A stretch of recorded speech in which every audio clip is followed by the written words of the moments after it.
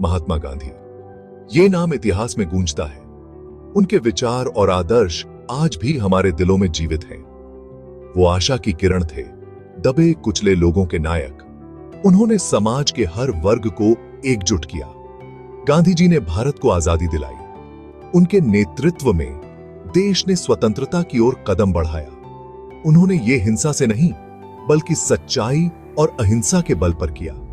उनका सत्याग्रह आंदोलन एक मिसाल बन गया। गांधी जी का सफर साहस और दृढ़ विश्वास का था। उन्होंने हर चुनौती का सामना धैर्य और संयम से किया। उन्होंने शांति में अपने अटूट विश्वास के साथ एक विशाल साम्राज्य का सामना किया। उनके विचारों ने दुनिया को एक नई दिशा दी। उनका जीवन और शिक्षाएं आज भी दुनिया भर के लाखों लोगों को प्रेरित करती हैं। उनके आदर्श हमें सच्चाई और अहिंसा के मार्ग पर चलने की प्रेरणा देते हैं। Mohandas Karamchand Gandhi was born in Gujarat, India in 1869. From a young age, he was deeply influenced by the values of his family and the rich cultural heritage of his homeland. He traveled to England for his law studies, where he was exposed to Western ideas and philosophies, which broadened his perspective and understanding of the world. South Africa में गांधी जी को पहली बार भेदभाव का सामना करना पड़ा। वहां उन्होंने देखा कि कैसे नस्लीय भेदभाव ने समाज को विभाजित कर रखा था। उन्होंने नस्लीय भेदभाव के अन्याय को खुद झेला। इस अनुभव ने उनके जीवन को हमेशा के लिए बदल दिया। इन अनुभवों ने उनके अंदर एक आग लगा दी। उन्होंने महसूस किया कि उन्हें इस अन्याय के खिलाफ खड़ा होना होगा। गांधी जी ने सत्याग्रह का अपना सिद्धांत विकसित किया, अहिंसक सविनय अवज्ञा के माध्यम से प्रतिरोध। यह एक ऐसा सिद्धांत था जो दुनिया भर में प्रेरणा का स्रोत बना। वो सच्चाई और प्रेम की ताकत पर विश्वास करते थे, नफरत को जीतने के लिए। उनका मानना था कि केवल प्रेम और सत्य ही समाज में स्थायी परिवर्तन ला सकते हैं। 1915 में गांधी जी भारत लौट आए। वे दक्षिण अफ्रीका में अपने सफल सत्याग्रह के बाद भारत आए थे। भारत पर ब्रिटिश शासन था। अंग्रेजों का अत्याचार और शोषण चरम पर था। गांधी जी ने अपने लोगों की गरीबी और पीड़ा देखी। उन्होंने महसूस किया कि देश को स्वतंत्रता की आवश्यकता है। उन्होंने कई अहिंसक आंदोलनों की शुरुआत की।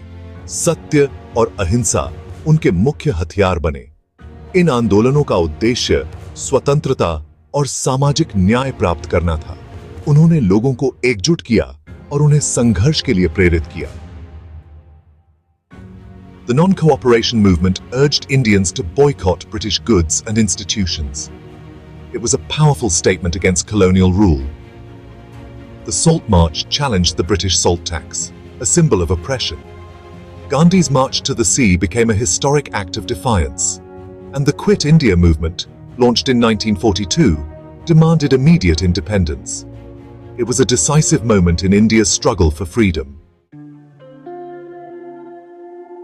सत्याग्रह, सच्चाई और अहिंसा की ताकत गांधी जी का सबसे बड़ा हथियार था।